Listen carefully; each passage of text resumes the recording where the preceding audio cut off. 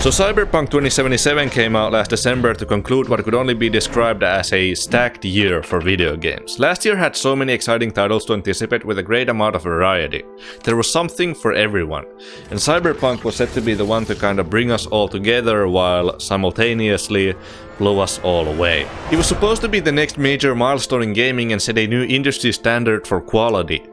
At least that's what people expected, cause that's how CDPR kinda made it sound like, but little did we know that when you're staring down at a roughly 8 million pre-order copies sold, then things may change. By this point we all know what happened. The game was a mess.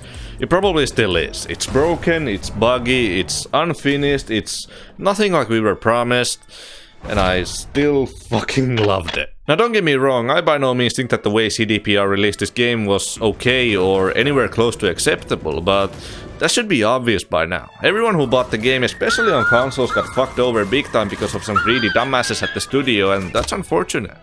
However, that doesn't change the fact that I personally still had a pretty good time with it. Now if there's anyone watching this who's waiting for this game to be fixed so you can play it yourself, please know that I'll be spoiling the intro in its entirety and also talk about some of the plot and the characters, so if you don't want any spoilers, then I advise you to click off this video and come back in a couple years to see what's up. Firstly, let's quickly talk about Witcher 3, because if I want to discuss Cyberpunk, then I'm legally obligated to discuss and compare it to other big boy titles such as Red Dead 2, GTA 5 and Lego City Undercover. And of course, Witcher 3. Witcher 3 is objectively a good fucking game. I just could not get into it. After 30 hours or so I had to put it down because it felt like I was barely making any progress in the story and the mediocre combat wasn't really helping that, but I understand why people like it. It didn't however leave me with this everlasting impression for me to get all excited and hyped about Cyberpunk 2077. It definitely seemed more like a game that I would enjoy, but still, after all the delays and the lack of general interest in Keanu Reeves, my expectations for Cyberpunk were definitely high, but I wasn't all that excited about it. It was like, if I weren't have been unemployed and bored out of my mind, I probably would have just waited to see how the game was in the opinion of the general public and then buy it a year later, for like half of the price, like an intelligent person. But of course that didn't happen, no. I pre-ordered the game one day before its release date just so I could download it early after the word about the performance issues had gotten around, so I was ready to just try it out, see how it runs, and if it somehow would have ran as badly on PCs as it did on consoles, then I was ready to just refund it and move on with my life. All I wanted was to enjoy myself enough to sink a good amount of hours into it and maybe inspired enough to sink too many hours into a video that'll probably get 200 views if I'm lucky. The bar was really not that high for me.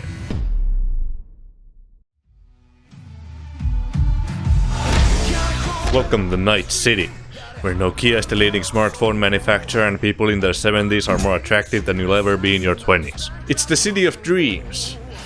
In our dreams. In-game, in real life, it's the most mixed bag of a world I think gaming has ever seen. Visually, it doesn't just look fucking amazing, it's full of character and style. All the people and the various locations make for a city that was clearly built with a lot of care and creativity. But it also has a lot of flaws, so many that I've been struggling to understand how exactly I was able to enjoy the game to the extent that I did, and I think I figured it out. So not only were my expectations perhaps lower than your average chooms, but additionally it was the combinations of various factors in-game that probably made a significant difference in my experience. First there's the life paths, one of the most overpromised aspects of the whole game looking back, but at the time, one of the most exciting features the game had to offer. Choosing the street kid path was actually critical considering how well it fits V's character compared to the others. I mean, Nomad still works since there's this cool side storyline with the Aldecaldos, but you also don't really feel like an outsider.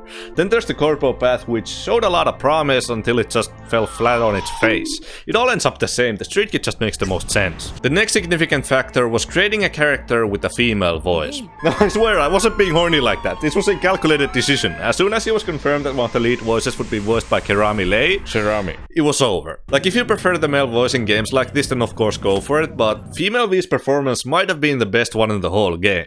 If you want to get the most out of Judy, the story, then female V is without a doubt the way to go. After spending a considerable amount of time customizing certain aspects of your character, you're finally ready to play the game, and I gotta be completely honest, I didn't know what the fuck was going on for like the first 5 or 6 hours of the game. All I know is that I had a new best friend named Jackie, and we were going to take over the city. I've seen some people say that the intro or that first 5 or 6 hours is where the game is at its best, and to a certain degree I agree, but Not really. On paper, it's cool as fuck. You plan for this heist, you meet all these interesting characters and get to know about this crazy technology the world has to offer, and eventually pull off the heist. There's some wild twists and turns, Hideo Kojima is there and he kills Jackie, and so the game's first emotional scene plays out in a completely ordinary fashion without any immersive breaking business, and then you do all that shit again 50 years back as Keanu Reeves. It's a one hell of an intro.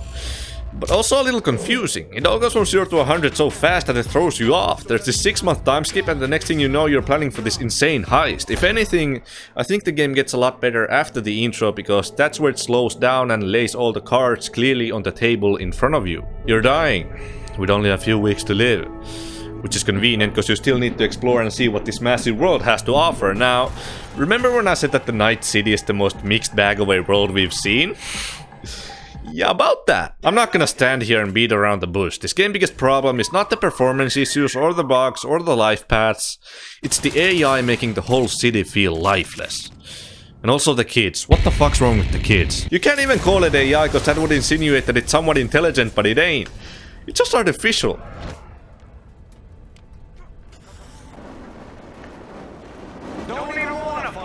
I mean, during combat it feels somewhat serviceable, but in every other aspect, the AI makes it impossible to feel fully immersed to this world. And when you add all the bugs and the possible performance issues to the mix, it just gets really messy. Not to mention that the game was supposed to be an RPG, but because it's missing so much shit, it feels more like an open-world action-adventure game. Actually, that in itself might be the biggest turn-off after all. The game lacks customization and fun activities to do outside of the main missions. And there's also quite a few problems that just cannot be excused due to lack of time, such as the minimap, for example. The minimap is so zoomed in that you'll be missing every other turn if you're going more than 40 miles per hour. It's incredibly frustrating, but thankfully I was wise enough to figure out a solution. Just don't drive a fucking car. Like, I'm not the one to tell anyone how they should play a game like this, but if you're not buying the most expensive bike in the game to move around with, then you're just playing it wrong. But aside from driving, there's also quite a few by design decisions that make so little sense that it's baffling to me how it somehow made it to the final product. I lost count how many times I fucked up a stealth takedown because I want to slowly make my way closer to the enemy, only to dash in front of him because that's just what happens when you double tap the keys on your keyboard. And additionally, if you want to crouch down or stand up as you're talking to somebody, then your natural reaction would obviously be to press C on your keyboard.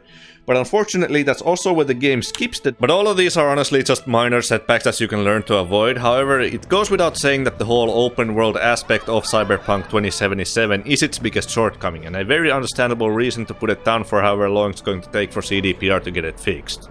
And I think it was also the biggest obstacle that I think most people who enjoyed the game had to overcome. See, once you stop treating Night City like the city of dreams that we were advertised, and instead accept that it's just this big, beautiful, broken playground for you to move around in, it actually makes for a pretty fun and entertaining game. Like, it's honestly not that bad once it works. You go from one mission area to the next by either driving while vibing to the tunes or by just running around the city like a cyber ninja. Then you do some gigs or some smaller side shit, make some money, get the best gear possible so your character can look like an idiot. By this point you should have received about half a dozen phone calls from every fucking character in the game, and believe it or not, that's where the game is at its best. Because at the end of the day, what's supposed to keep you going and interested is the story and the characters. Now, if you were to ask almost anyone who has played the game from start to finish about the story and the characters, they would most likely tell you that it's good. And surprisingly, I agree with that. But what does that mean, exactly? Good in a sense that good enough to make me want to see how it ends, or in a sense that I would literally commit a tax fraud for some of these characters. Like, it's been a while since I was this emotionally invested in some video game characters and their relationships, and I'm not just talking about the romance, although those were fucking fantastic as well. Easily some of the best romance I've experienced.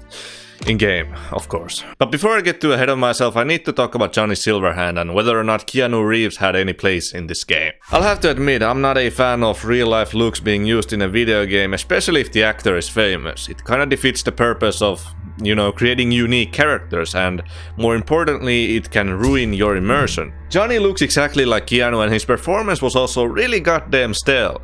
Then you add in the fact that he's kind of an asshole and a narcissist, so you start questioning why the hell is he in the game in the first place, thinking that it may have been a mistake. But on the other hand, I think it can work just as well. You see, I'm not a big fan of Keanu Reeves. I'm not too familiar with his work, but I do know him because he is really famous. Now, in Night City, who seems to be a very famous person that everybody seems to know?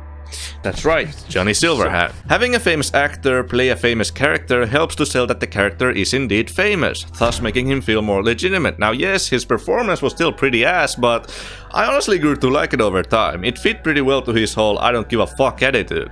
Also, his character was still fascinating as hell to me. I liked his personality, I liked how he doesn't just develop organically throughout the main missions, but also during these smaller moments where he just pops up while doing some random shit.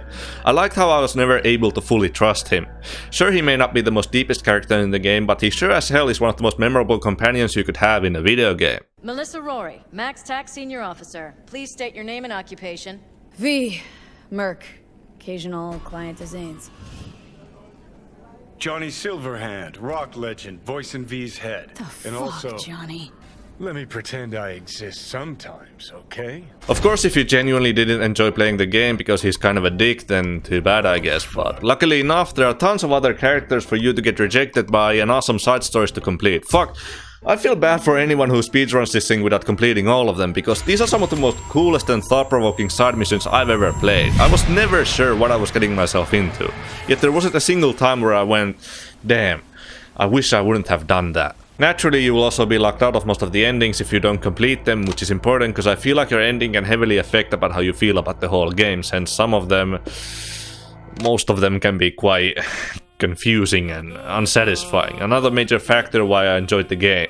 I never lose. Your decisions definitely matter despite what a lot of people say, it's just that there isn't a huge amount of replay value if you had a proper playthrough, which should land you anywhere between 50 to 100 hours, which is apparently considered short nowadays. I swear, Reddit has never made me feel more out of touch about video games in my life. You can betray Judy and she will never talk to you again. You can go behind Panam's back and tell Sol about her plans, which will also lock you out of some of the endings. You can save Takamura from a certain death.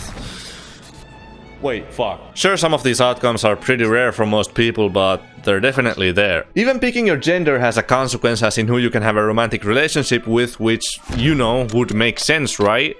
Well, yes, but not if it's Panam or Judy we're talking about. Then it's poor game design. Fuck, even where you want Jackie's body to be delivered has a consequence during the final mission of the game. Anyways, let's go back to the characters before I get too carried away. Yeah, Judy.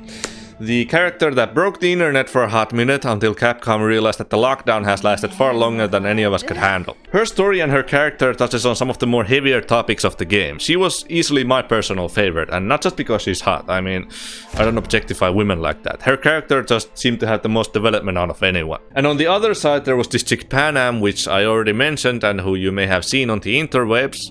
She also has her own branching storyline, but for some reason I forgot what it was all about. No, but for real though, Panam was great. By far the biggest surprise of the game in a positive way. It was during her moments where I really started to appreciate the first person perspective, even though it would have been cool to see how some of these moments would have worked in a more cinematic setting, cause the game definitely gives you a glimpse of that, and when it does, it kinda hits different. Speaking of things hitting different, the soundtrack for this game. That's it. I definitely feel like some of the characters could have and should have gotten more screen time. How Adam Smasher got sidelined so badly I'll never understand, but also characters like Jackie, you know, Misty, Brendan. Fucking Osab deserves his own fucking game at this point. Dude was fucking amazing. There's no denying that this game is heavily carried by its story and its characters in its current state. Whatever that might be when this one comes out. The gameplay and the combat was alright and diverse enough to keep it interesting, but there's still so much room for improvement. However, it's not like games are oversaturated with good stories, let alone stories where you can get heavily invested into its characters and lore. This is one of those games. People expected more, I get that. I mean, I did too, but at the end of the day, I guess it all comes down to what you personally really value in the games that you play. You know, is it the story and the characters, or is it the water physics and the perk systems? You know, everyone's a little different. How CDPR has handled almost everything about this game has been nothing but disappointing, but I still feel like I got my 60 euros worth of entertainment, even though it may have sounded like I was roasting this game more than I was praising it. But with that being said, I also wouldn't recommend this game to anyone even if their system could run it, not in its current state. I'm still more than confident that I'll someday regret playing this game at launch, but you know, as much as I would have wished for this game to be delayed for like another year or two, there's also a part of me who is very grateful for being able to witness the whole shit show that was the release of Cyberpunk 2077. I cannot remember the last time I was this entertained by all the shitposts and memes created by disappointed gamers in order to cope with their pain. Actually, wait, I'm gonna take that back. It's kinda funny how similarly the Cyberpunk community is split in half like The Last of Us Part 2 did after its launch. The game now has 2 dedicated subreddits, where the main one is pretty neat until you go browse the comments, and the low sodium version for a more lighthearted and fun place to discuss the game. It's mostly just Panam though. 100k subscribers within a week for a game's secondary subreddit that is not dedicated to porn is insane. Hell, even if it would be, it would still be impressive. But that's not the point. The point is that this game continues to be incredibly polarizing even when we look past all the false advertising and whatnot. There's still people who think that the game in its own right is still dog shit, and people who enjoyed it for what it is and what it's not. Regardless of where you land on the scale, at the end of the day, this game was doomed from the moment Keanu Reeves walked onto that stage. It was never going to live up to the hype. The launch was still a disaster, but considering that the game was under proper development only for 4 years and not 7, which is a common misconception, it's depressing but also promising to think what 2 more years could have or could do. I hope that eventually people who were disappointed by it can one day enjoy it as much as I did. To some, it may sound insane when I say that this game was probably my favorite thing to happen last year. I'm okay, I promise. But if there's anything we can all collectively agree upon, it's that some of these AAA games these days get announced way too fucking early. Like, it's gotten to the point where I'm afraid to get excited about new releases because I know that I'll be waiting for them for the next half a decade or something, with a few delays sprinkled at the top if you're lucky. I guess the final lesson here is just that nobody can touch Rockstar games. That's it.